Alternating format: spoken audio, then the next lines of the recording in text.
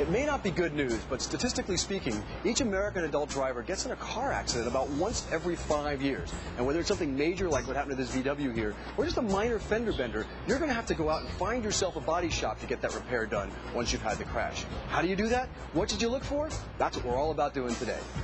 Today we're at Marco's Auto Body in Monterey Park, California. These guys are the automotive equivalent of plastic surgeons. They can treat your car for everything from a minor nose job to full-on reconstructive surgery. I had General Manager Steve Villanueva show me around.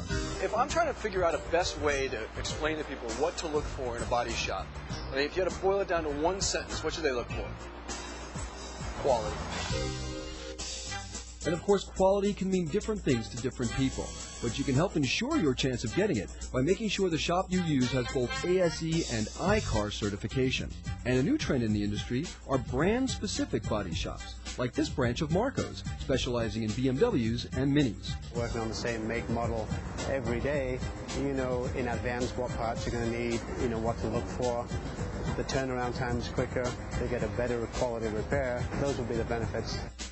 But wherever you go, you want to follow the job through so you make sure it's done right. If a customer wants to come in and look over your shoulder, will you let them come in and check it out? Visiting hours. That's like at a hospital, yeah, exactly. Right. This looks like fresh off the rack, fresh off the accident, right? Yes, as a matter of fact, it just came in. At first glance, it looks like the bump this Z got in the back is no big deal. But Steve's experience tells him there's real trouble beneath the surface. Pop this off. This is our reinforcement.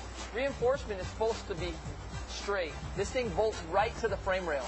Now I got to say we need to remove this piece to look further. But I can tell you, generally speaking already, that we have frame damage, floor damage, rear body panel damage, maybe even some exhaust damage. This car has lost all its structural integrity. That means the next time it gets hit, it's already collapsed, so there's nothing to protect you. That's why you got to get them fixed when they're broken, even a little bit, because they're designed to crumple, and once they've crumpled, they don't want to be crumpled again. So now there are some cars, right, that are like on the fence, if you will, between being fixable and not fixable. How do you decide? We call them borderliners. Borderliners, okay. This particular car. Yeah, it's a brand new Porsche Carrera. And believe it or not, this car is a borderliner. Okay. Looks pretty minor here. Yeah, this side's pretty sweet. Follow me, we'll take a look at the rest of the car. Oh, man. And I'll show you why we consider this particular car a borderline total loss. How could this be borderline? Oh my gosh, it's just completely shredded. Take a peek. Look at this thing. Took out his suspension, wheels, rear, side doors. He's okay though, right? He's okay. That's great news. Okay. He's okay. So if you got a car that's as messed up as this, wouldn't you want them to total it? Would you say, please total this? Might be a new car. I don't even want to. There's so many problems. Here's the deal on this one. We don't really have the authority really to make the judgment call on totaling the car. Oh, is that the insurance company? Ultimately, they're the checkbook. Right. Most insurance companies will total a car when the estimated cost of repairing it starts getting too close to the actual cost of replacing it. Can you make that car as good as it was when it came out of Stuttgart? Well, I tell you, we're going to make a strong, valiant effort to get it back to pre-loss condition. Right. With the equipment we have, the jigs, we can get this thing close to perfect. Because today's cars have unibody construction, body shops are able to use dedicated benches and jigs to stretch the frames back into shape. It's sort of a cross between a chiropractor and a medieval torture rack. We're setting up the jig. This is the final jig before the pull. What this is going to indicate to us is how far he needs to pull. Okay. It's buckled here. See the way that's bent? The metal buckled right in there, and that's they marked that. It folded here, kind of popped out there a little bit. So what you should be able to do on this jig, see these holes? You should be able to slide that right in. If there's no interference, that way you know the frame is straight. 100%. Let's hook it up. Well, we're going to go. Let's start up. That is some beefy chain, man. Correct. We may want to stand clear when they get ready to pull, because this thing's got a lot of pressure. So does it ever just like bust right off, or in some cases they do. That's why I'm going to ask us all to stand clear for you. I'm going to stand behind you. Yeah. I'm going to stand over here. Stand over here, man. I'll be fine. Hold on. This machine pulls with 5 tons of pressure to straighten the frame on this Mercedes.